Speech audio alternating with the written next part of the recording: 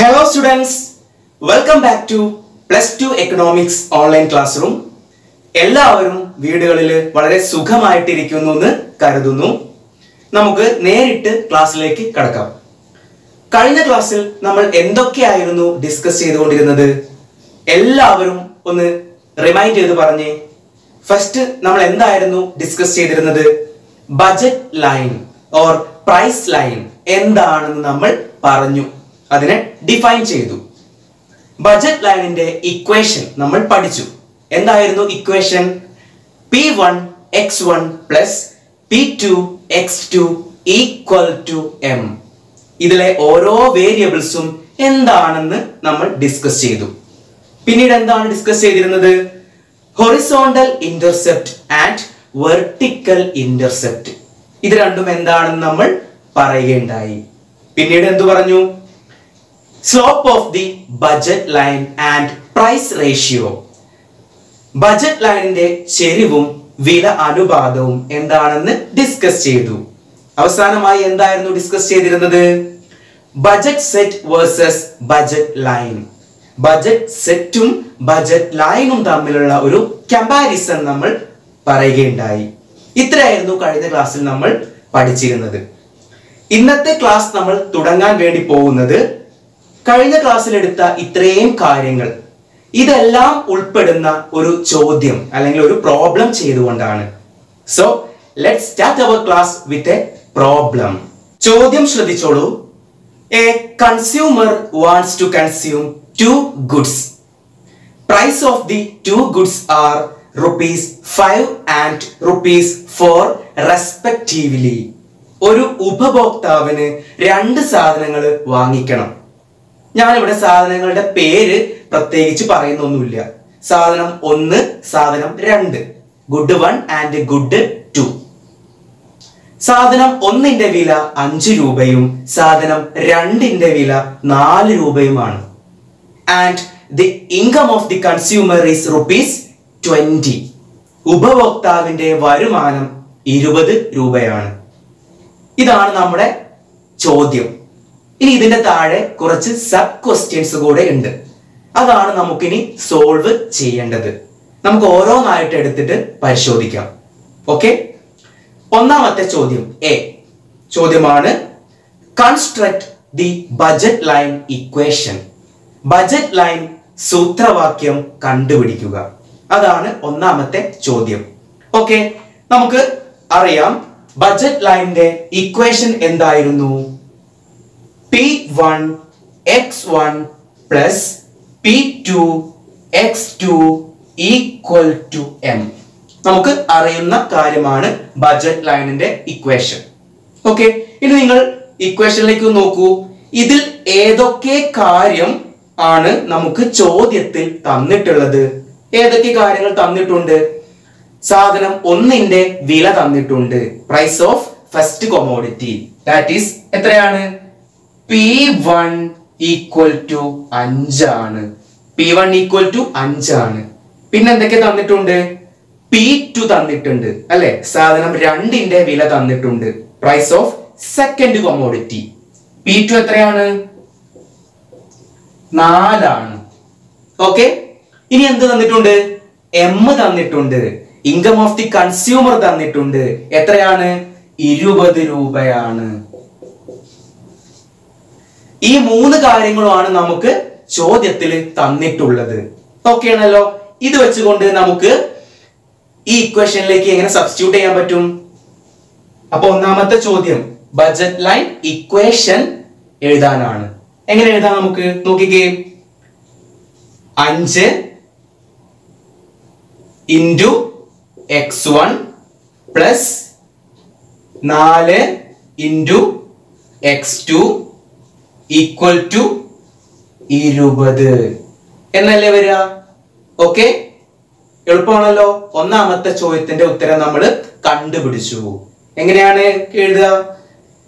5x1 plus 4x2 equal to m. Clear ആണല്ലോ? അപ്പൊ ഒന്നാമത്തെ എ ചോദ്യത്തിന്റെ ഉത്തരം നമ്മൾ കണ്ടുപിടിച്ചു. നെക്സ്റ്റ് ബി ചോദ്യം ശ്രദ്ധിച്ചോളൂ. If the consumer spent his entire income for consuming good one alone, how much amount of good one can be purchased? ഒരു ഉപഭോക്താവ് തന്റെ വരുമാനം മുഴുവനായിട്ട് സാധനം ഒന്ന് വാങ്ങുവാൻ വേണ്ടി മാത്രം ചെലവഴിക്കുകയാണെങ്കിൽ എത്ര യൂണിറ്റ് സാധനം ഒന്ന് വാങ്ങിക്കാം? അതൊരു പേരിൽ അറിയപ്പെട്ടിരുന്നു. എന്താണ്? Horizontal intercept. നമ്മൾ കഴിഞ്ഞ ക്ലാസ്സിൽ ഡിസ്കസ് ചെയ്തിരുന്നു. അപ്പോൾ ബി ചോദ്യം എന്താണ്? ഹൊറിസോണ്ടൽ ഇന്റർസെപ്റ്റ് കണ്ടുപിടിക്കാനാണ്. ഹൊറിസോണ്ടൽ ഇന്റർസെപ്റ്റ് കണ്ടുപിടിക്കാനുള്ള ഇക്വേഷൻ എന്തായിരുന്നു? പറഞ്ഞ എല്ലാവരും ഒന്ന്. Horizontal intercept equal to m by p1 ആയിരുന്നു. m by p1 ആണ് ഹൊറിസോണ്ടൽ ഇന്റർസെപ്റ്റ് കണ്ടുപിടിക്കാനുള്ള ഇക്വേഷൻ. ഇതില് m നമുക്കറിയാം എത്രയാണ്? 20 ആണ്. p1 ഉം നമുക്കറിയാം എത്രയാണ്? 5 ആണ്. ഇനി ഈ ഇക്വേഷനിൽ അങ്ങോട്ട് സബ്സ്റ്റിറ്റ്യൂട്ട് ചെയ്ത് കൊടുത്താൽ പോരെ? വളരെ എളുപ്പമല്ലേ? എന്നൊന്ന് കൊടുത്തു നോക്കിക്കേ. ദാറ്റ് ഈസ് ഈക്വൽ ടു 20 ഹരിക്കണം 20 ഡിവൈഡഡ് ബൈ 5. 20 ഡിവൈഡഡ് ബൈ 5 എത്രയാണ്? 4 ആണ്. അപ്പോൾ ഹൊറിസോണ്ടൽ ഇന്റർസെപ്റ്റ് എത്ര കിട്ടി? 4. ഓക്കെ ആണല്ലോ? ക്ലിയർ? നെക്സ്റ്റ് സി ക്വസ്റ്റ്യൻ നമുക്കൊന്ന് നോക്കാം. ഹൊറിസോണ്ടൽ ഇന്റർസെപ്റ്റ് കണ്ടുപിടിച്ചെങ്കിൽ അടുത്തത് എന്തായിരിക്കും വരിക? വെർട്ടിക്കൽ ഇന്റർസെപ്റ്റ് കണ്ടുപിടിക്കാനാണ്. അപ്പോൾ സി ചോദ്യം എന്താണ് കണ്ടുപിടിക്കേണ്ടത്? വെർട്ടിക്കൽ ഇന്റർസെപ്റ്റ് ആണ് കണ്ടുപിടിക്കേണ്ടത്. വെർട്ടിക്കൽ ഇന്റർസെപ്റ്റ് കണ്ടുപിടിക്കാനുള്ള ഇക്വേഷൻ നമുക്ക് അറിയാം. എന്തായിരുന്നു? എല്ലാവരും ഒന്ന് പറഞ്ഞേ. m by p2 ആണ് അല്ലെ? വെർട്ടിക്കൽ ഇന്റർസെപ്റ്റ് എങ്ങനെ കണ്ടുപിടിക്കാം? m by p2. ഇതാ തന്നിട്ടുണ്ട്. m 20 ആണ്. p2 എത്രയാണ്? 4 ആണ്. ഇക്വേഷനിലേക്ക് സബ്സ്റ്റിറ്റ്യൂട്ട് ചെയ്യാം. എങ്ങനെ എഴുതാം? That is equal to 20 divided by 4 എത്ര കിട്ടും? 5 അല്ലേ? 20 ഹരിക്കണം 4 എത്രയാണ്? 5. ഓക്കെ, അപ്പോൾ വെർട്ടിക്കൽ ഇന്റർസെപ്റ്റ് എത്രയാണ്? 5 ആണ്. ക്ലിയർ? നെക്സ്റ്റ് ഡി ചോദ്യം നമുക്ക് നോക്കാം. എന്താണ് കണ്ടുപിടിക്കേണ്ടത്? Slope of the budget line. Budget ലൈനിന്റെ ചെരിവ് കണ്ടുപിടിക്കാനാണ് ഡി എന്ന ചോദ്യം. ബഡ്ജറ്റ് ലൈനിന്റെ സ്ലോപ്പ് കണ്ടുപിടിക്കാനുള്ള ഇക്വേഷൻ നമുക്ക് അറിയാം. എന്തായിരുന്നു equation? Minus p1 by p2 അല്ലെ? മൈനസ് p1 ബൈ p2 ആണ് slope of the budget line. ഇവിടെ p1 നമുക്കറിയാം, p2 നമുക്കറിയാം. നേരിട്ട് ഇക്വേഷനിലേക്ക് സബ്സ്റ്റിറ്റ്യൂട്ട് ചെയ്യാം. ഓക്കെ, എങ്ങനെ വരും പറഞ്ഞേ? That is equal to p1 എത്രയാണ്? 5 ആണ്. ബട്ട് ഇവിടെ എന്തുണ്ട്? മൈനസ് ഉണ്ട്. അത് ഇക്വേഷനിലെ കോൺസ്റ്റന്റ് ആണ്, അവിടെ വരുന്നതാണ്. ഓക്കെ, അപ്പൊ എങ്ങനെയായിരിക്കും എഴുതുക? Minus 5 divided by 4. Minus 5 divided by 4. കിട്ടുന്ന ഉത്തരത്തിനും എന്തായിരിക്കും?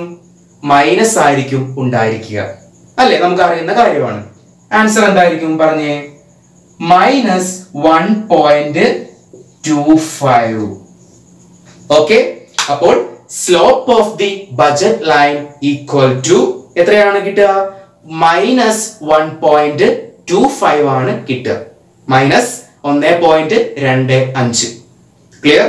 നെക്സ്റ്റ് സബ് ക്വസ്റ്റ്യൻ ആണ് ഡ്രോ ബഡ്ജറ്റ് ലൈൻ. ഈ ഡാറ്റ ഉപയോഗിച്ചുകൊണ്ട് ഒരു ബഡ്ജറ്റ് ലൈന് വരയ്ക്കുക. ഓക്കെ, ബഡ്ജറ്റ് ലൈൻ വരയ്ക്കാൻ നമുക്ക് 2 കാര്യങ്ങൾ വേണം. വേണ്ടേ? ഏതൊക്കെയായിരുന്നു? ഹൊറിസോണ്ടൽ ഇന്റർസെപ്റ്റും വെർട്ടിക്കൽ ഇന്റർസെപ്റ്റും നമുക്ക് ആവശ്യമുണ്ട്. കാരണം എന്താണ്? ഹൊറിസോണ്ടൽ ഇന്റർസെപ്റ്റും വെർട്ടിക്കൽ ഇന്റർസെപ്റ്റും തമ്മിൽ കൂട്ടി വരയ്ക്കുമ്പോൾ കിട്ടുന്ന ലൈൻ അല്ലെങ്കിൽ രേഖയാണ് ബഡ്ജറ്റ് ലൈൻ. നമുക്ക് അറിയുന്ന കാര്യമാണ്, ആണല്ലോ? ഇവിടെ ഹൊറിസോണ്ടൽ ഇന്റർസെപ്റ്റ് നമുക്ക് അറിയാം. എത്രയാണ്? m by p1 equal to 4 ആണ്. വെർട്ടിക്കൽ ഇന്റർസെപ്റ്റ് നമുക്ക് അറിയാം. m by p2 equal to 5 ആണ്. രണ്ടും നമുക്ക് അറിയുന്ന കാര്യമാണ്. നിങ്ങൾ നോക്കൂ, ഞാൻ ഇവിടെ ഒരു ബഡ്ജറ്റ് ലൈൻ ഗ്രാഫ് പേപ്പറിൽ ഞാൻ പ്ലോട്ട് ചെയ്തിട്ടുണ്ട്. ഇതിൽ നിങ്ങൾ നോക്കൂ, ഗുഡ് 1 എക്സ് ആക്സിലാണ്, ഗുഡ് 2 വൈ ആക്സിസിലാണ്. ഓക്കെ, ഇവിടെ ഹൊറിസോണ്ടൽ ഇന്റർസെപ്റ്റ് എത്രയാണ്? അതായത് ഹൊറിസോണ്ടൽ ഇന്റർസെപ്റ്റ് എത്രയാണ്? 4 ആണ്. ആണല്ലോ. അപ്പോൾ ഞാൻ എവിടെ മാർക്ക് ചെയ്യണം? ഇതാ ഇവിടെ 4 ഞാൻ മാർക്ക് ചെയ്തു. ഓക്കെ, ഇനി വെർട്ടിക്കൽ ഇന്റർസെപ്റ്റ് നോക്കൂ, എത്രയാണ് വെർട്ടിക്കൽ ഇന്റർസെപ്റ്റ് കിട്ടിയത്? 5 ആണ്. അതായത് ഞാൻ ഇവിടെ 5 മാർക്ക് ചെയ്യുന്നു. ഹൊറിസോണ്ടൽ ഇന്റർസെപ്റ്റ് 4 ആണ്, വെർട്ടിക്കൽ ഇന്റർസെപ്റ്റ് 5 ആണ്. ഓക്കെ, ഈ രണ്ട് ഇന്റർസെപ്റ്റുകൾ തമ്മിൽ യോജിപ്പിക്കുമ്പോൾ ഇവിടുന്ന് ഇങ്ങോട്ടേക്ക് ഒരു ലൈൻ വരയ്ക്കുമ്പോൾ കിട്ടുന്നതാണ് ബഡ്ജറ്റ് ലൈൻ. ആണല്ലോ. ഇനി എന്ത് ചെയ്താൽ മതി? വെർട്ടിക്കൽ ഇന്റർസെപ്റ്റിൽ നിന്ന് ഹൊറിസോണ്ടൽ ഇന്റർസെപ്റ്റിലേക്ക് ജസ്റ്റ് ഒരു ലൈൻ വരയ്ക്കുക. This is called budget line. ഇതാണ് ബഡ്ജറ്റ് ലൈൻ. എന്താണ് ബഡ്ജറ്റ് ലൈനിന്റെ equation? P1 x1 plus P2 x2 equal to m. Okay ആണല്ലോ. ഇവിടെ ഈ വശം എന്താണ്? ഇതെന്തായിരിക്കും? ഈ പോയിന്റ് m by P1 ആണ്. That is horizontal intercept. ഈ പോയിന്റ് എന്താണ്? That is m by P2 vertical intercept ആണ്. ഓക്കെ ആണല്ലോ. അപ്പോൾ ഇപ്പോൾ നമ്മൾ എഴുതിയ ആ ചോദ്യത്തിൽ നിന്ന് ബഡ്ജറ്റ് ലൈൻ നമ്മൾ വരച്ചു. സിമ്പിൾ ആണല്ലോ. എല്ലാവർക്കും ക്ലിയർ ആണെന്ന് കരുതുന്നു. ലാസ്റ്റ് സബ് ക്വസ്റ്റ്യൻ ആണ്, if the income of the consumer is increased to ₹40, what happen to the budget line? ഉപഭോക്താവിന്റെ വരുമാനം 20 രൂപയിൽ നിന്ന് 40 രൂപയായി വർദ്ധിച്ചാൽ ബഡ്ജറ്റ് ലൈനിൽ വരുന്ന മാറ്റം എന്താണ്? അതാണ് ചോദ്യം. ഓക്കെ, അപ്പോൾ ആദ്യത്തെ m എത്രയായിരുന്നു? 20 ആണ്. ഇപ്പോഴത്തെ m എത്രയായി? 40 ആയിട്ട് ഇൻക്രീസ് ചെയ്തു, 40 ആയിട്ട് വർദ്ധിച്ചു. ഓക്കെ, അപ്പോൾ ഒന്നാമത്തെ ബഡ്ജറ്റ് ലൈൻ ഞാൻ വരച്ചിട്ടുണ്ട്. അതായത് m ഉപഭോക്താവിന്റെ വരുമാനം 20 രൂപയായപ്പോഴുള്ള ബഡ്ജറ്റ് ലൈൻ ആണ് ഞാൻ ആദ്യം വരച്ചത്. ഹൊറിസോണ്ടൽ ഇന്റർസെപ്റ്റ് എത്രയായിരുന്നു? 4. വെർട്ടിക്കൽ ഇന്റർസെപ്റ്റ് എത്രയായിരുന്നു? 5. അത് തമ്മിൽ യോജിപ്പിച്ച് വരച്ചപ്പോൾ കിട്ടിയ ലൈൻ ഫസ്റ്റ് ബഡ്ജറ്റ് ലൈൻ ആണ്. ഓക്കെ ആണല്ലോ. ഇനി നിങ്ങൾ നോക്കൂ, അടുത്ത സിറ്റുവേഷൻ എന്താണ്? എന്തെങ്കിലും ഒരു കാരണം കൊണ്ട് കൺസ്യൂമേഴ്സ് ഇൻകം ഇൻക്രീസ്, ഉപഭോക്താവിന്റെ വരുമാനം വർദ്ധിച്ചു. എത്രയായി? പുതിയ m 40. എന്നാൽ സാധനങ്ങളുടെ വിലയിൽ price of goods remains constant. സാധനങ്ങളുടെ വിലയിൽ എന്താണ്? മാറ്റമൊന്നുമില്ല. ഓക്കെ ആണല്ലോ. പഴയ വില തന്നെയാണ്. P1 ഉം P2 സെയിം തന്നെയാണ്. അപ്പോൾ പുതിയ ഹൊറിസോണ്ടൽ ഇന്റർസെപ്റ്റും പുതിയ വെർട്ടിക്കൽ ഇന്റർസെപ്റ്റും എത്രയായിരിക്കും വരിക? കാരണം പുതിയ ഹൊറിസോണ്ടൽ ഇന്റർസെപ്റ്റും വെർട്ടിക്കൽ ഇന്റർസെപ്റ്റും കണ്ടാൽ മാത്രമേ നമുക്ക് പുതിയ ഒരു ബഡ്ജറ്റ് ലൈന് വരയ്ക്കാൻ പറ്റുള്ളൂ, അല്ലേ? അപ്പോൾ പുതിയ ഹൊറിസോണ്ടൽ ഇന്റർസെപ്റ്റ് എത്രയായിരിക്കും? That is m by P1. m എത്രയാണ് പുതിയത്? 40 ആണ്. 40 by P1 5 ആണ്. 40 by 5 എത്രയാണ്? 8 ആണ്. ദാറ്റ് ഈസ് ഹൊറിസോണ്ടൽ ഇന്റർസെപ്റ്റ് 8 ആണ്. വെർട്ടിക്കൽ ഇന്റർസെപ്റ്റ് എത്രയായിരിക്കും? m by P2. m 40 ആണ്, P2 4 ആണ്. എത്ര കിട്ടും? 10. ദാറ്റ് ഈസ് വെർട്ടിക്കൽ ഇന്റർസെപ്റ്റ് 10 ആണ്. അപ്പൊ രണ്ടും കിട്ടി നമുക്ക്, അല്ലെ? ഹൊറിസോണ്ടൽ ഇന്റർസെപ്റ്റും കിട്ടി, വെർട്ടിക്കൽ ഇന്റർസെപ്റ്റും കിട്ടി. ഹൊറിസോണ്ടൽ ഇന്റർസെപ്റ്റ് 8 ഞാൻ മാർക്ക് ചെയ്തു, വെർട്ടിക്കൽ ഇന്റർസെപ്റ്റ് 10 മാർക്ക് ചെയ്തു. രണ്ടും കൂടെ ഇവിടെ നിന്ന് ഇങ്ങോട്ടൊരു ലൈൻ വരച്ചു. അതാണ് പുതിയ ബഡ്ജറ്റ് ലൈന്. പുതിയ ബഡ്ജറ്റ് ലൈന്. ഓക്കെ ആണല്ലോ. അതിന് ഞാൻ എന്ത് ചെയ്യുന്നു? പുതിയൊരു ഡിനോട്ട് കൊടുക്കുകയാണ്. P1 x1 plus P2 x2 equal to m dash. m dash. m dash എന്ന് പറഞ്ഞാൽ എന്താണ്? പുതിയൊരു ബഡ്ജറ്റ് ലൈൻ അല്ലേ? പുതിയൊരു ബഡ്ജറ്റ് ലൈൻ ആണ്. അപ്പോൾ ഇവിടെ നിന്ന് ബഡ്ജറ്റ് ലൈൻ എന്തായിട്ട് മാറി? ഇങ്ങോട്ടേക്ക് വർദ്ധിച്ചു, അല്ലെ? ഇൻകം ഇൻക്രീസ് ചെയ്തതിന്റെ ഭാഗമായിട്ട് ബഡ്ജറ്റ് ലൈൻ എങ്ങോട്ട് മാറി? റൈറ്റ് വേർഡ് വലതുവശത്തേക്ക് മാറി. ദാറ്റ് ഈസ് പുതിയ ഒരു ബജറ്റ് ലൈൻ ഉണ്ടായി. അതിനെ സൂചിപ്പിക്കാൻ വേണ്ടി കൊടുത്തതാണ് ഞാൻ എന്ത് P1 x1 plus P2 x2 equal to M dash എന്ന്. ഓക്കെ, അപ്പോൾ ഇതെന്തായിരിക്കും വരിക? പുതിയ ഹൊറിസോണ്ടൽ ഇന്റർസെപ്റ്റ് നമുക്ക് എങ്ങനെ എഴുതാം? That is M dash by P1 എന്ന് എഴുതാം. കാരണം ഈ M ഡാഷ് ആയി വർദ്ധിച്ചു എന്ന് സൂചിപ്പിക്കാൻ വേണ്ടിയിട്ടാണ് ഇങ്ങനെ കൊടുത്തത്. 20 എന്തായിട്ട് മാറി? 40 ആയിട്ട് വർദ്ധിച്ചില്ലേ? ഓക്കെ, ആ ഒരു മാറ്റത്തിനെ ഡിഫറൻഷിയേറ്റ് ചെയ്യാനാണ് ഞാൻ ഈ ഒരു കാര്യം കൊടുത്തത്. അപ്പോൾ വെർട്ടിക്കൽ ഇന്റർസെപ്റ്റ് എങ്ങനെയായിരിക്കും എഴുതുക? M dash divided by P2. M by P2 നിന്ന് M ഡാഷ് ബൈ P2 ആയിട്ട് മാറി അല്ലെ, ഇൻക്രീസ് ചെയ്തു. അപ്പോൾ സിമ്പിൾ ആയിട്ട് നമുക്ക് എങ്ങനെ പറയാം? ഇൻകം ഇൻക്രീസ് ചെയ്തപ്പോൾ ബജറ്റ് ലൈൻ എന്തായി? റൈറ്റ് വേർഡിലേക്ക് ഷിഫ്റ്റ് ചെയ്തു അല്ലെ, വലതുവശത്തേക്ക് വർദ്ധിച്ചു. സിമ്പിൾ ആണല്ലോ, എല്ലാവർക്കും ഓക്കെ ആണല്ലോ. നെക്സ്റ്റ് ടോപ്പിക് ആണ് changes in the budget line. Budget ലൈനിലെ മാറ്റങ്ങൾ വളരെ ഇൻട്രസ്റ്റിംഗ് ആയിട്ടുള്ളൊരു ടോപ്പിക് ആണ്.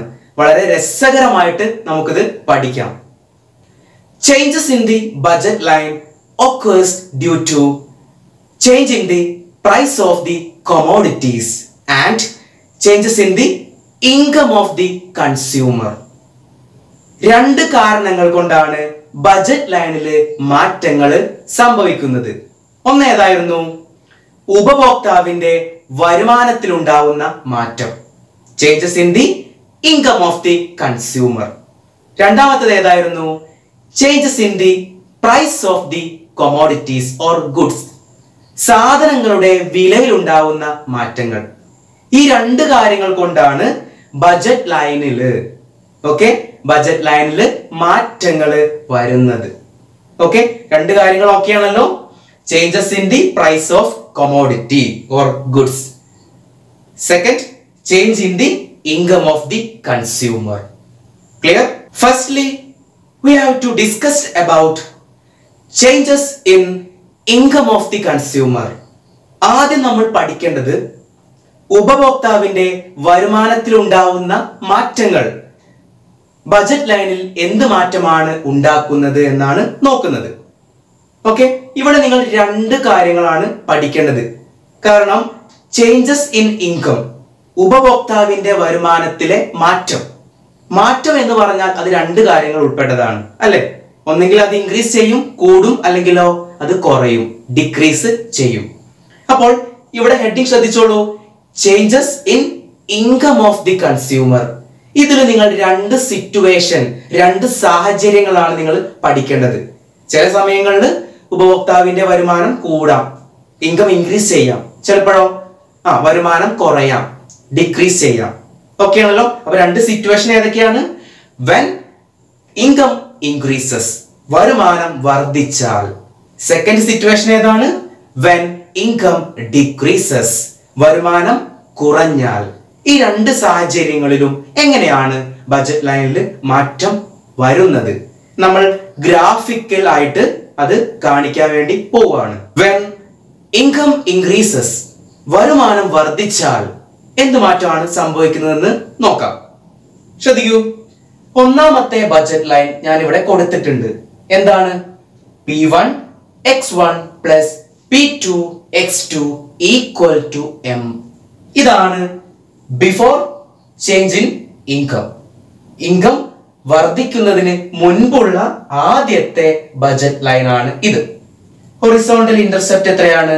M by P1 ആണ്. വെർട്ടിക്കൽ ഇന്റർസെപ്റ്റ് എത്രയാണ്? M by P2 ആണ്. ആണല്ലോ. Then when income increases, both horizontal intercept and vertical intercept increases. വരുമാനം വർദ്ധിച്ചു കഴിഞ്ഞാൽ എന്തൊക്കെ വർദ്ധിച്ചു നോക്കൂ നിങ്ങള്. ഹൊറിസോണ്ടൽ ഇന്റർസെപ്റ്റ് വർദ്ധിച്ചു ഇല്ലേ, വെർട്ടിക്കൽ ഇന്റർസെപ്റ്റ് വർദ്ധിച്ചു. ഓക്കെ, ഹൊറിസോണ്ടൽ ഇന്റർസെപ്റ്റ് എന്തായിട്ട് വർദ്ധിച്ചു? M by P1 ൽ നിന്ന് M ഡാഷ് ബൈ P1 ആയിട്ട് വർദ്ധിച്ചു. വെർട്ടിക്കൽ ഇന്റർസെപ്റ്റ് എങ്ങനെ വർദ്ധിച്ചു? m/p2 നിന്ന് m'/p2 ആയിട്ട് വർദ്ധിച്ചു. ഓക്കെ, അപ്പോൾ പുതിയ ബജറ്റ് ലൈൻ എന്താണ്? P1 x1 plus P2 x2 equal to m dash. ആ ഡാഷ് എന്ന് പറഞ്ഞാൽ അതുകൊണ്ട് എന്താ ഉദ്ദേശിക്കുന്നത്? വർധനവ് അല്ലെങ്കിൽ മാറ്റത്തിനെയാണ് കാണിക്കുന്നത്. ഒന്നിൽ നിന്ന് മറ്റതിലേക്കുള്ള ഒരു ചേഞ്ച് കാണിച്ചതാണ്. ഓക്കെ ആണല്ലോ. അപ്പോൾ നിങ്ങൾ നോക്കൂ, ഒന്നാമത്തെ ബജറ്റ് ലൈൻ ഇവിടെയാണല്ലോ. ഇപ്പോൾ എന്ത് മാറ്റം ഉണ്ടായി? ബജറ്റ് ലൈൻ എന്ത് മാറി? വലതുവശത്തേക്ക് മാറി, റൈറ്റ് വേർഡിലേക്ക്. Okay, that is budget line shift parallelly to rightward or upward.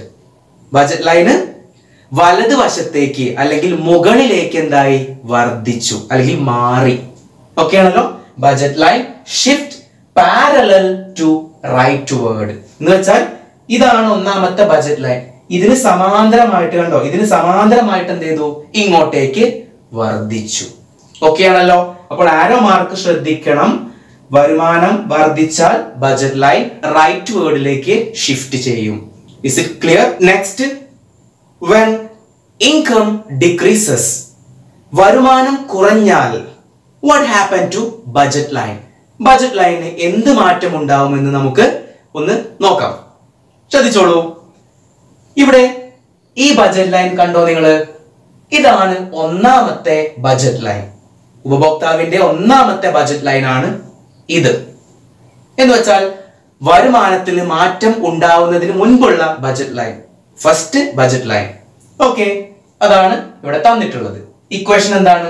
P1 x1 plus P2 x2 equal to m. Okay ആണല്ലോ. ഇനി when income decreases, ഇൻകം കുറഞ്ഞാൽ, വരുമാനം കുറഞ്ഞു കഴിഞ്ഞാൽ എന്തായിരിക്കും? Just opposite. നമ്മൾ നേരത്തെ പഠിച്ചതിന്റെ ജസ്റ്റ് ഓപ്പോസിറ്റ് ആയിരിക്കും. എന്തായിരിക്കും വരിക? ശ്രദ്ധിച്ചു നോക്കിക്കേ. ഇൻകം കുറഞ്ഞു കഴിഞ്ഞാൽ both horizontal and vertical intercept decreases. When income decreases, both horizontal and vertical intercept also decreases. ഇത് രണ്ടും എന്ത് ചെയ്യും? കുറയും. ഓക്കെ, എന്ന് വെച്ചാൽ അതിന്റെ അർത്ഥം എന്താണ്? ബജറ്റ് ലൈൻ താഴേക്ക് എന്ത് ചെയ്യും? കുറയും. ആരോ മാർക്ക് ശ്രദ്ധിച്ചോളൂ. പുതിയ ബജറ്റ് ലൈൻ ഏതായിരിക്കും? ഇതാണ് പുതിയ ബജറ്റ് ലൈൻ. ഇക്വേഷൻ എന്താണ്? P1 x1 plus P2 x2 equal to m dash. Okay, പുതിയതല്ലേ, പുതിയ ബജറ്റ് ലൈൻ അല്ലേ, അതിനെ സൂചിപ്പിച്ചതാണ് m dash. എന്ന് വെച്ചാൽ ഇംഗത്തിലുണ്ടായ, എമ്മിലുണ്ടായ മാറ്റമാണ് ഈ ഒരു കാര്യം ഉണ്ടാക്കിയത്. അതുകൊണ്ടാണ് m dash എന്ന് പറയാൻ. ഓക്കെ, അപ്പോൾ പുതിയ ഹൊറിസോണ്ടൽ ഇന്റർസെപ്റ്റ് ഏതായിരിക്കും? m dash by P1. പുതിയ വെർട്ടിക്കൽ ഇന്റർസെപ്റ്റ് ഏതായിരിക്കും?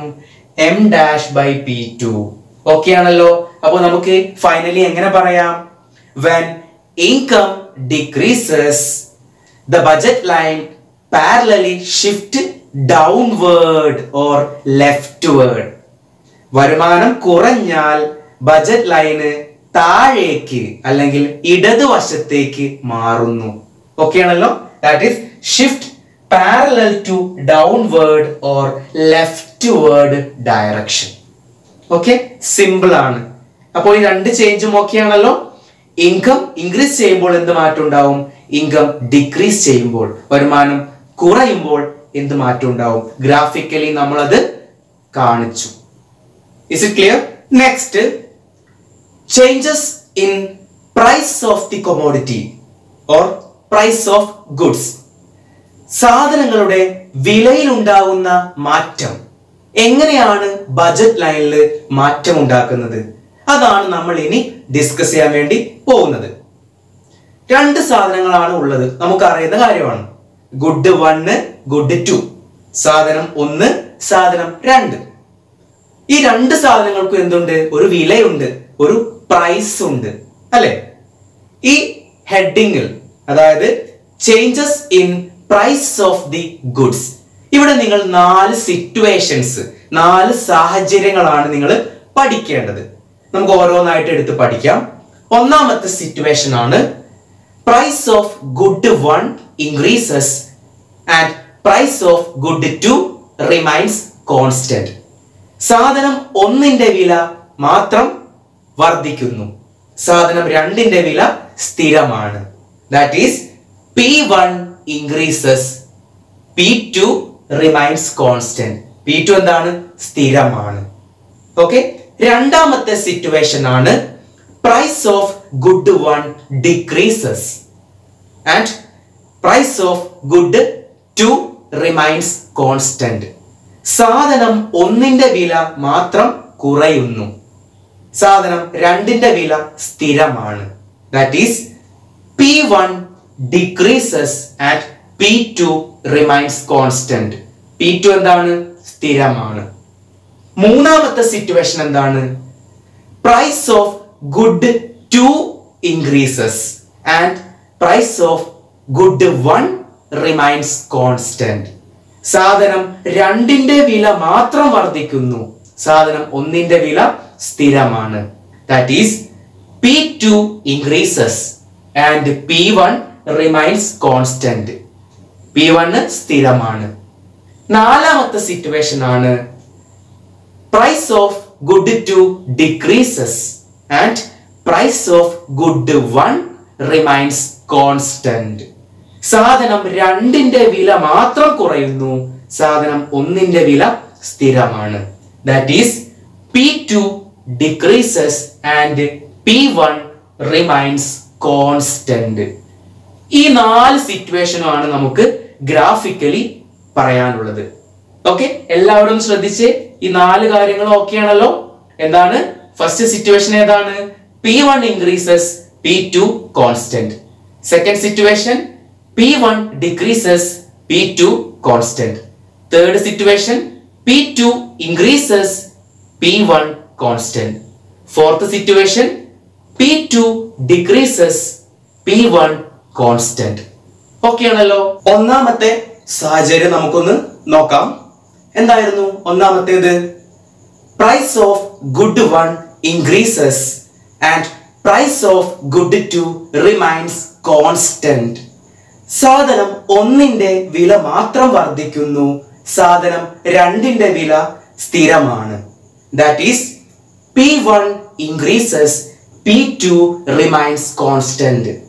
P1 വർദ്ധിക്കുന്നു, P2 സ്ഥിരമായിട്ട് നിൽക്കുന്നു. ഞാനിവിടെ ബഡ്ജറ്റ് ലൈനിൽ വരുന്ന മാറ്റം കാണിക്കാൻ വേണ്ടി പോവാണ്, ശ്രദ്ധിച്ചോളൂ. ഒന്നാമത്തെ ബഡ്ജറ്റ് ലൈൻ ഞാൻ ഇവിടെ വരച്ചിട്ടുണ്ട്. ഹൊറിസോണ്ടൽ ഇന്റർസെപ്റ്റും വെർട്ടിക്കൽ ഇന്റർസെപ്റ്റും കൂടെ ചേർത്ത് വരച്ചിട്ടുള്ള ഒരു ബഡ്ജറ്റ് ലൈൻ ഞാൻ വരച്ചിട്ടുണ്ട്. ഇക്വേഷൻ എന്തായിരുന്നു? P1 x1 plus P2 x2 equal to m. ഇതാണ് ഒന്നാമത്തെ ബഡ്ജറ്റ് ലൈൻ. ഇനി എന്താണ് മാറ്റം ഉണ്ടായത്? P1 ഇൻക്രീസ് ചെയ്തു. ഒന്നാമത്തെ സാധനത്തിന്റെ വില വർദ്ധിച്ചു. ഒരു സാധനത്തിന്റെ വില വർദ്ധിച്ചാൽ സ്വാഭാവികമായിട്ടും എന്തുണ്ടാവും? ആ സാധനത്തിന്റെ യൂണിറ്റുകൾ നമ്മൾ കുറയ്ക്കും, അല്ലെ? ആ സാധനത്തിന്റെ യൂണിറ്റുകൾ സ്വാഭാവികമായിട്ടും നമ്മൾ കുറച്ചേ വാങ്ങുകയുള്ളൂ. ഓക്കെ ആണല്ലോ. അപ്പോൾ P1 ഇൻക്രീസ് ചെയ്തപ്പോൾ, സാധനം ഒന്നിന്റെ വില വർദ്ധിച്ചപ്പോൾ സാധനം ഒന്നിന്റെ അളവ് നമ്മൾ കുറച്ച് മാത്രമേ വാങ്ങുകയുള്ളൂ. എന്ന് വെച്ചാൽ എന്ത് മാറ്റം ഉണ്ടാവും ബഡ്ജറ്റ് ലൈനിൽ? ശ്രദ്ധിച്ചോളൂ.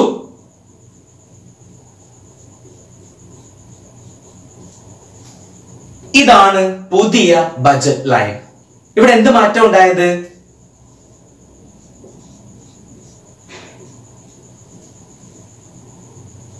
horizontal intercept decreased from m by P1 to m by P1 dash. എന്താണ് ഡാഷ് എന്നുകൊണ്ട് നമ്മൾ അർത്ഥമാക്കിയിരുന്നത്? മാറ്റത്തിനെ കാണിക്കാൻ വേണ്ടിയിട്ടാണ്. അതായത് ഒന്നാമത്തെ ഹൊറിസോണ്ടൽ ഇന്റർസെപ്റ്റ് എത്രയായിരുന്നു? m by P1 ആയിരുന്നു. പിന്നീട് അത് എന്തായിട്ട് കുറഞ്ഞു? m by P1 dash ആയിട്ട് കുറഞ്ഞു. അതിന്റെ കാരണം എന്തായിരുന്നു? സാധനം ഒന്നിന്റെ വില വർദ്ധിച്ചു. Price of first commodity increases. ഇവിടെ നോക്കൂ, വെർട്ടിക്കൽ ഇന്റർസെപ്റ്റിന് മാറ്റമുണ്ടോ? ഇല്ല. Vertical intercept remains constant. Vertical intercept സ്ഥിരമാണ്. ഓക്കെ, അപ്പോൾ ഗ്രാഫ് ശ്രദ്ധിച്ചോളൂ. P1 ഇൻക്രീസ് ചെയ്താൽ ഗ്രാഫ് ഇങ്ങനെയാണ് വരയ്ക്കേണ്ടത്. ഇവിടെ നോക്കൂ നിങ്ങൾ, ബഡ്ജറ്റ് ലൈനിന്റെ സ്ലോപ്പ്, പുതിയ ബഡ്ജറ്റ് ലൈനിന്റെ സ്ലോപ്പ് എന്തായിരിക്കും? It is more steep. ചെരിവ് കൂടുതലാണ് അല്ലെ? ഇതിനെ അപേക്ഷിച്ച് ഒന്നാമത്തെ ബഡ്ജറ്റ് ലൈനിൽ നിന്ന് അപേക്ഷിച്ച് രണ്ടാമത്തെ ബഡ്ജറ്റ് ലൈനിന് ചെരിവ് കൂടുതലാണ്. It is more steep. Okay ആണല്ലോ? ഇതാണ് ഒന്നാമത്തെ സിറ്റുവേഷൻ. എന്തായിരുന്നു രണ്ടാമത്തെ situation? Price of good one decreases and price of good two remains constant. സാധനം ഒന്നിന്റെ വില കുറയുന്നു, സാധനം രണ്ടിന്റെ വില സ്ഥിരമാണ്. That is P1 decreases, P2 remains constant. P1 കുറയുന്നു, P2 സ്ഥിരമാണ്. ഈ സാഹചര്യത്തിൽ എങ്ങനെയാണ് ബഡ്ജറ്റ് ലൈനിൽ ചേഞ്ചസ് വരുന്നത്? നമുക്ക് നോക്കാം. ഒന്നാമത്തെ ബഡ്ജറ്റ് ലൈൻ ഞാൻ വരച്ചിട്ടുണ്ട്. ഓക്കെ ആണല്ലോ? എന്ന് വെച്ചാൽ പ്രൈസ് ഓഫ് ഗുഡ് വൺ കുറയുന്നതിന് മുൻപുള്ളത്, സാധനം ഒന്നിന്റെ വില കുറയുന്നതിന് മുൻപുള്ള ബഡ്ജറ്റ് ലൈൻ ആണ് ഞാൻ വരച്ചിട്ടുള്ളത്. ഹൊറിസോണ്ടൽ ആൻഡ് വെർട്ടിക്കൽ ഇന്റർസെപ്റ്റ് ഉണ്ട്. ഓക്കെ ആണല്ലോ? ഇക്വേഷൻ നമ്മൾ കൊടുത്തു. ഇനി എന്താണ് മാറ്റം ഉണ്ടായത്? P1 decreases. സാധനം ഒന്നിന്റെ വില മാത്രം കുറഞ്ഞു. ഒരു സാധനത്തിന്റെ വില കുറഞ്ഞാൽ എന്താ മാറ്റം ഉണ്ടാവുക? ആ വില കുറഞ്ഞ സാധനത്തിന്റെ പ്രൊഡക്റ്റിന്റെ കൂടുതൽ യൂണിറ്റുകൾ നമ്മൾ കൺസ്യൂം ചെയ്യും. Okay, when price of one commodity decreases, we consume more amount of that product. അല്ലെ? ഒരു സാധനത്തിന്റെ വില കുറഞ്ഞാൽ ആ സാധനത്തിന്റെ കൂടുതൽ യൂണിറ്റുകൾ ഉപഭോക്താവ് വാങ്ങിക്കും. ഓക്കെ, അപ്പൊ എന്ത് മാറ്റം ഉണ്ടാവും? ശ്രദ്ധിച്ചോളൂ.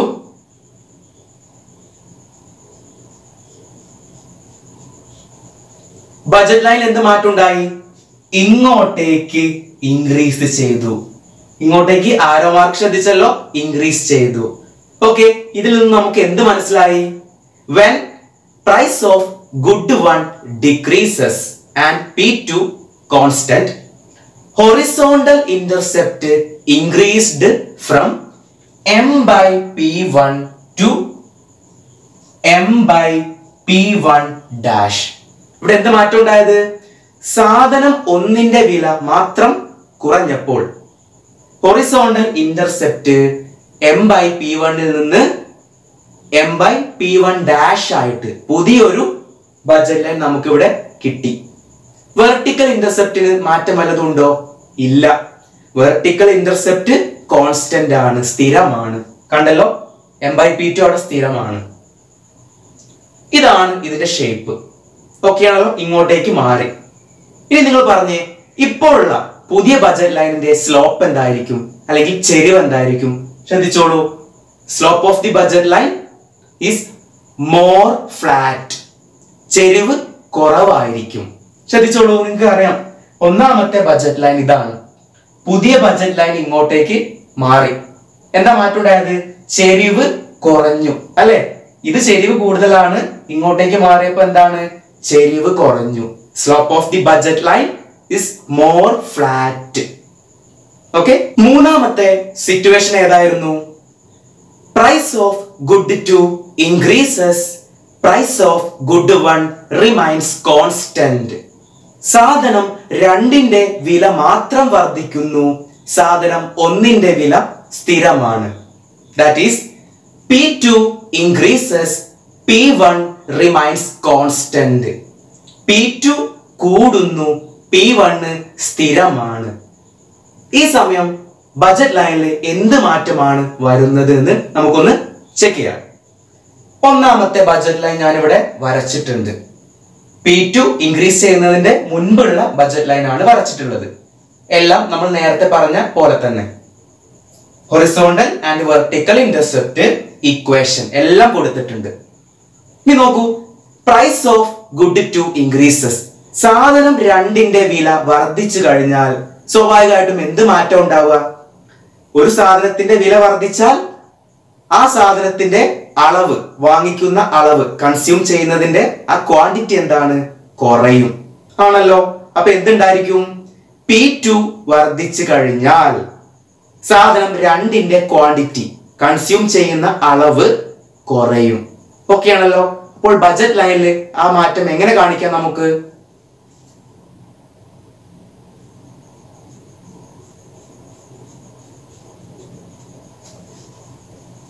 ഓക്കെ ആണല്ലോ.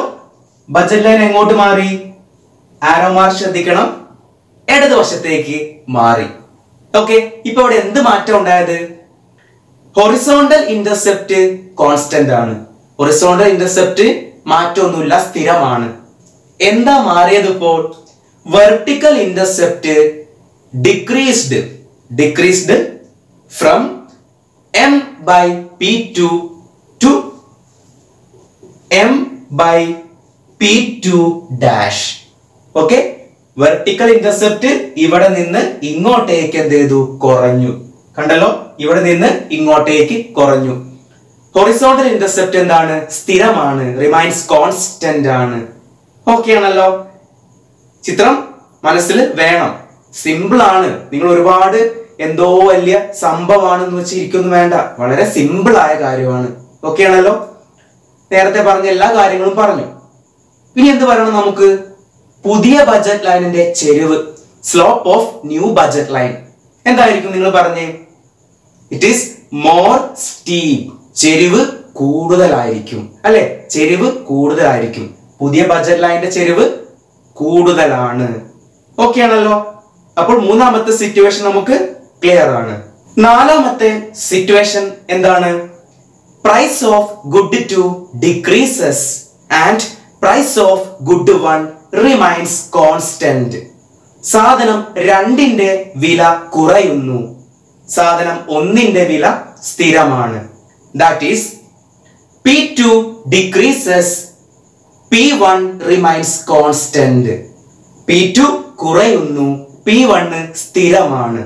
അപ്പോൾ ബജറ്റ് ലൈനിൽ എന്ത് മാറ്റമാണ് വരുന്നതെന്ന് നമുക്ക് നോക്കാം. ആസ് യൂഷ്വൽ ഒന്നാമത്തെ ബജറ്റ് ലൈൻ ഞാൻ ഇവിടെ വരച്ചിട്ടുണ്ട്. ഓക്കെ ആണല്ലോ. ഇനി എന്താണ് സിറ്റുവേഷൻ? P2 കുറയുന്നു, ഡിക്രീസ് ചെയ്യുന്നു. സാധനം 2ന്റെ വില കുറയുന്നു. വില കുറഞ്ഞു കഴിഞ്ഞാൽ ആ സാധനത്തിന്റെ കൂടുതൽ യൂണിറ്റുകൾ നമ്മൾ പർച്ചേസ് ചെയ്യും, കൂടുതൽ യൂണിറ്റുകൾ നമ്മൾ വാങ്ങിക്കും, ഉപഭോഗം ചെയ്യും. അപ്പോൾ ബജറ്റ് ലൈൻ എന്ത് മാറ്റം ഉണ്ടാവും? ശ്രദ്ധിച്ചോളൂ.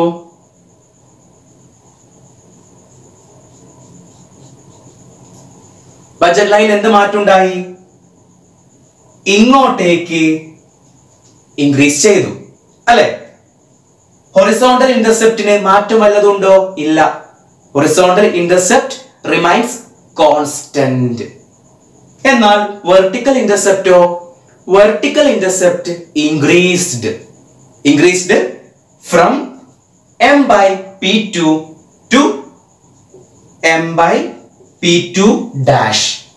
പുതിയ വെർട്ടിക്കൽ ഇന്റർസെപ്റ്റ് ആയിട്ട് വർദ്ധിച്ചു. ആരാമാർ ശ്രദ്ധിക്കണം, വർദ്ധിച്ചു. സിമ്പിൾ ആണല്ലോ. ഈ 4 സിറ്റുവേഷനും സിമ്പിൾ ആണല്ലോ. ആസ് യൂഷ്വൽ പുതിയ ബജറ്റ് ലൈനിന്റെ സ്ലോപ്പ് എന്തായിരിക്കും? നിങ്ങൾ പറഞ്ഞേ, സ്ലോപ്പ് എന്തായിരിക്കും? Slope of new budget line more flat. ചെരിവ് കുറയുന്നു. ഉണ്ടോ? ചെരിവ് കുറഞ്ഞു വരുന്നു. പുതിയ ബജറ്റ് ലൈനിന്റെ ചെരിവ് കുറവായിരിക്കും. ഓക്കെ, 4 സിറ്റുവേഷൻസും ഓക്കെ ആണല്ലോ. നെക്സ്റ്റ്, എക്സാമിന് വളരെ ഫ്രീക്വന്റ് ആയിട്ട് ചോദിക്കുന്ന, ബജറ്റ് ലൈനിൽ നിന്നും പ്രതീക്ഷിക്കാവുന്ന ഒരു ചോദ്യമാണ് ഡിസ്കസ് ചെയ്യാൻ വേണ്ടി പോകുന്നത്. ഞാൻ ഇവിടെ ഒരു ബജറ്റ് ലൈൻ വരച്ചിട്ടുണ്ട്. ഹൊറിസോണ്ടൽ ഇന്റർസെപ്റ്റും വെർട്ടിക്കൽ ഇന്റർസെപ്റ്റും യോജിപ്പിച്ചുകൊണ്ട് ഒരു ബജറ്റ് ലൈൻ വരച്ചിട്ടുണ്ട്. ഞാൻ ഇവിടെ 4 പോയിന്റുകൾ മാർക്ക് ചെയ്തിട്ടുണ്ട്. ഏതൊക്കെയാണത്? A, B, C and D. 4 പോയിന്റുകൾ മാർക്ക് ചെയ്തിട്ടുണ്ട്. എക്സാമിന് ഇങ്ങനെയാണ് നിങ്ങളോട് ചോദിക്കുക. ഓരോ പോയിന്റുകളും എന്തിനെയാണ് സൂചിപ്പിക്കുന്നത്, അല്ലെങ്കിൽ എന്തിനെയാണ് ഇൻഡിക്കേറ്റ് ചെയ്യുന്നത് ചോദിക്കാറുണ്ട്. ഈ ലെറ്റേഴ്സ് എന്താണ്? ചിലപ്പം അങ്ങോട്ടും ഇങ്ങോട്ടൊക്കെ മാറാം, അല്ലെങ്കിൽ വേറെ ലെറ്റേഴ്സ് ഒക്കെ തരാം.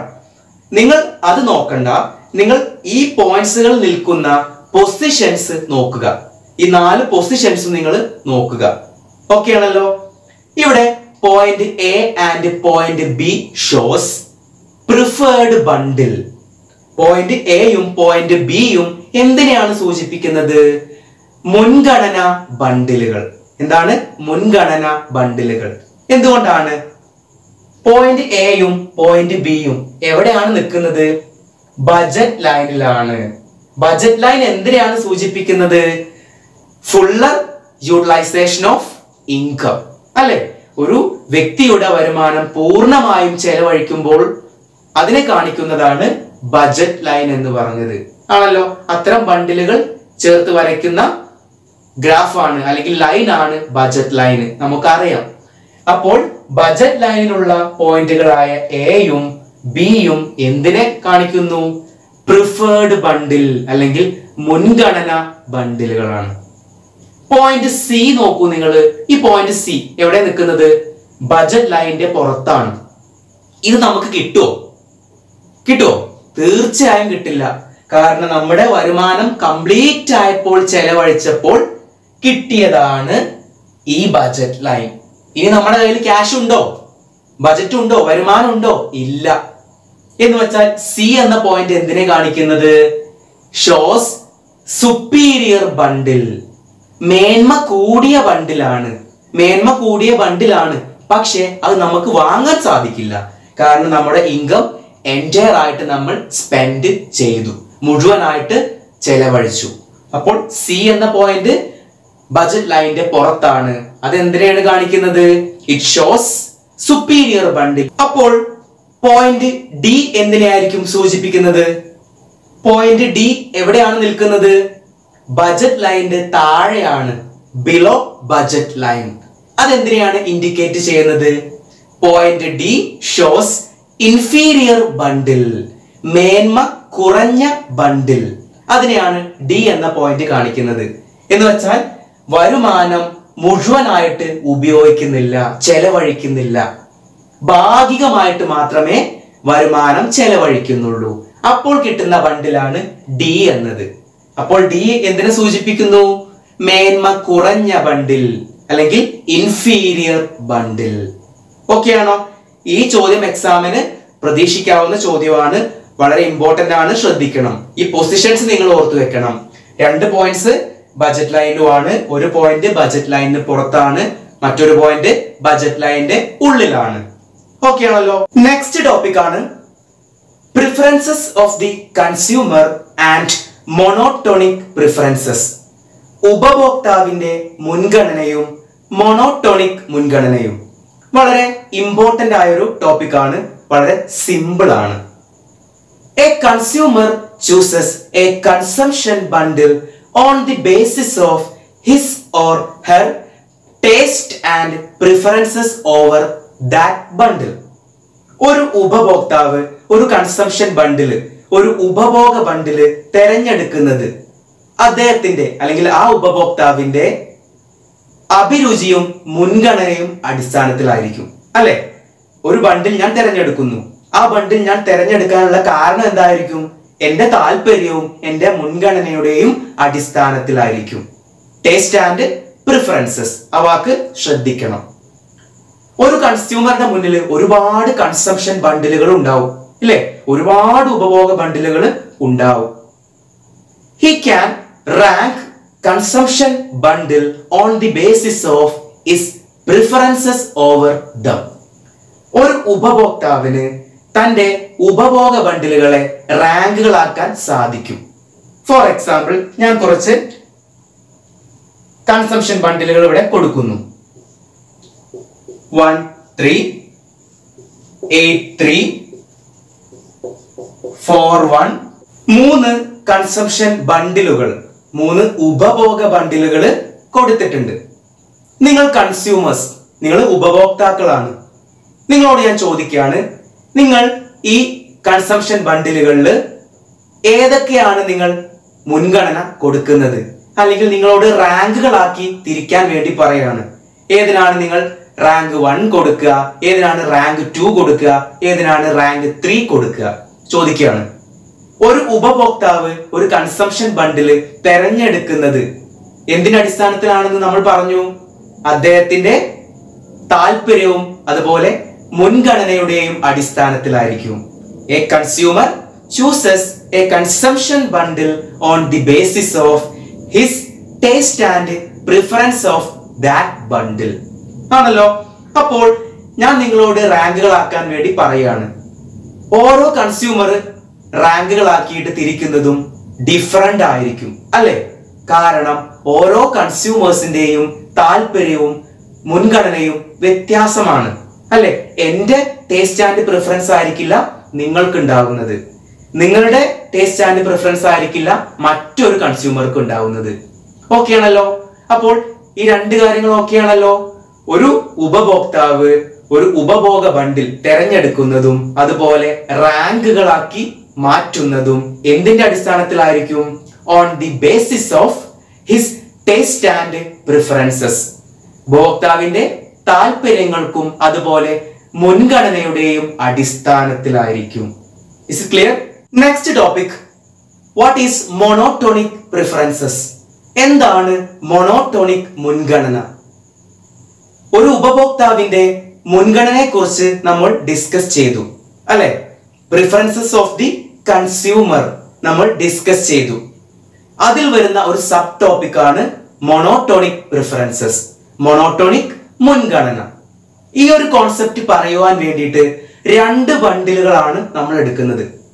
ഒരു കൺസ്യൂമർ ഒരുപാട് കൺസംഷൻ ബണ്ടിലുകൾ വാങ്ങിക്കുന്നുണ്ട്.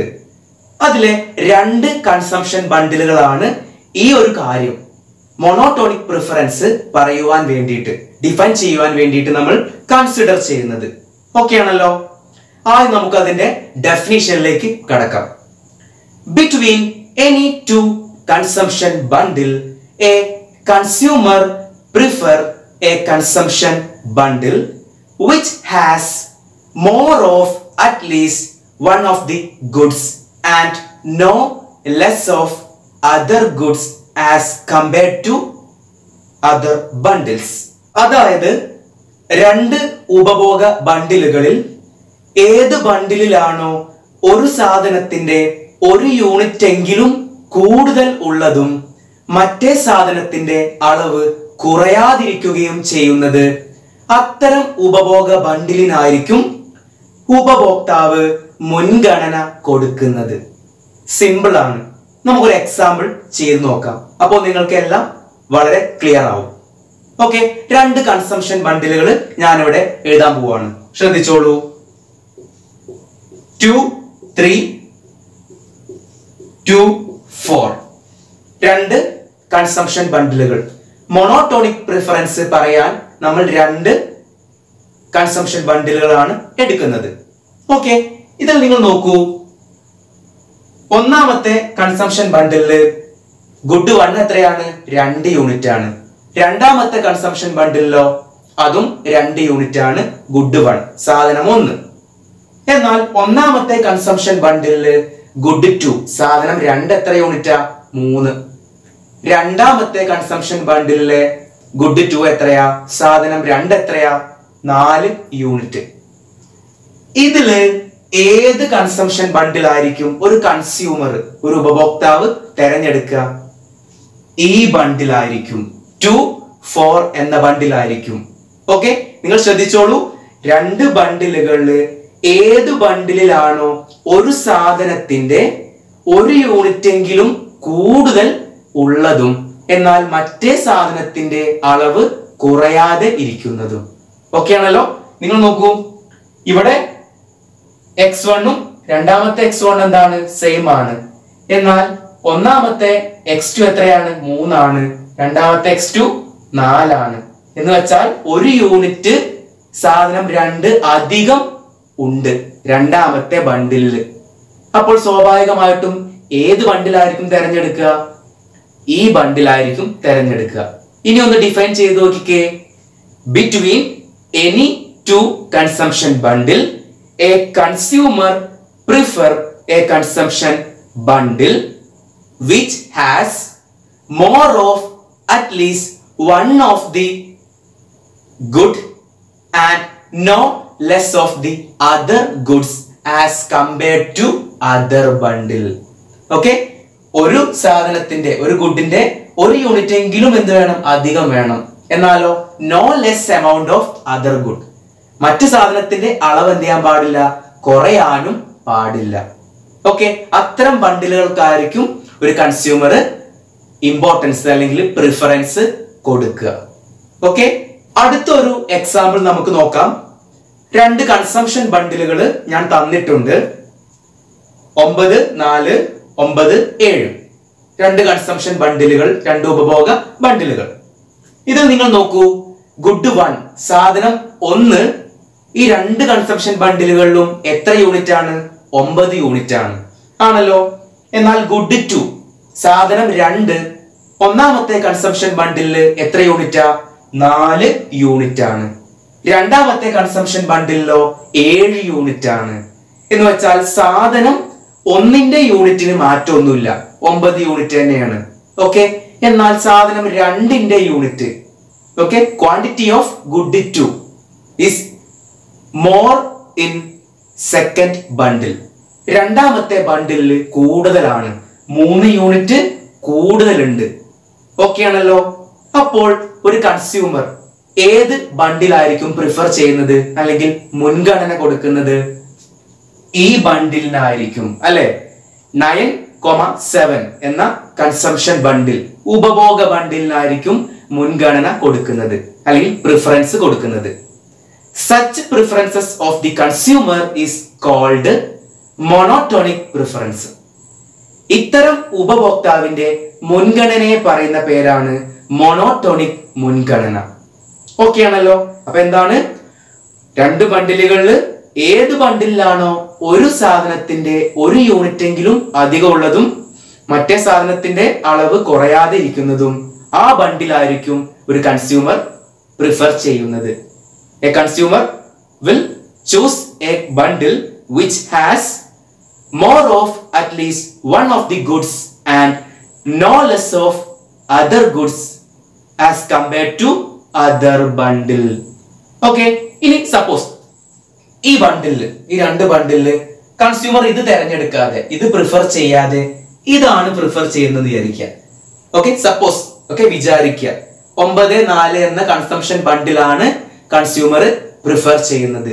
അങ്ങനെയാണെങ്കിൽ അയാളുടെ, ആ കൺസ്യൂമറുടെ പ്രിഫറൻസ് എന്തല്ല? Such preference is not monotonic. ഉപഭോക്താവിന്റെ മുൻഗണന എന്തല്ല? മോണോട്ടോണിക് അല്ല എന്നാണ് അതിന്റെ അർത്ഥം. ഓക്കെ ആണല്ലോ. അപ്പോൾ കൺസ്യൂമർ ഈ ബണ്ടിൽ തിരഞ്ഞെടുക്കുകയാണെങ്കിൽ such preference is not called monotonic preference. അത് മോണോട്ടോണിക് മുൻഗണന അല്ല. ഓക്കെ ആണല്ലോ. അപ്പോൾ ഇത്രയും ടോപ്പിക്കുകൾ ക്ലിയർ ആണല്ലോ. മോണോട്ടോണിക് പ്രിഫറൻസ് സിമ്പിൾ ആണ് കേട്ടോ.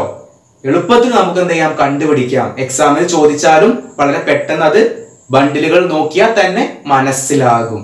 കൂടെ അതിന്റെ ഡെഫിനിഷൻ, ഞാൻ പറഞ്ഞ ഈ നിർവചനം കൂടെ എന്ത് ചെയ്യണം? ഓർത്തു വെക്കണം. അപ്പോൾ ഇത്രയാണ് നമ്മുടെ ഇന്നത്തെ ക്ലാസ്. എല്ലാവർക്കും ഇന്നെടുത്ത എല്ലാ ഭാഗങ്ങളും കൃത്യമായിട്ട് മനസ്സിലായിട്ടുണ്ടെന്ന് കരുതുന്നു. അപ്പോൾ എൻ്റെ ഈ ക്ലാസ് നിങ്ങൾക്ക് എല്ലാവർക്കും ഇഷ്ടമായെങ്കിൽ ലൈക്ക് ചെയ്യണം, ഷെയർ ചെയ്യണം, അതുപോലെ സബ്സ്ക്രൈബും ചെയ്യാൻ മറക്കരുത്. അപ്പോൾ അടുത്ത ക്ലാസ്സിൽ നമുക്ക് വീണ്ടും കണ്ടുമുട്ടാം. എല്ലാവർക്കും ഒരു ശുഭദിനം നേരുന്നു. Thank you so much.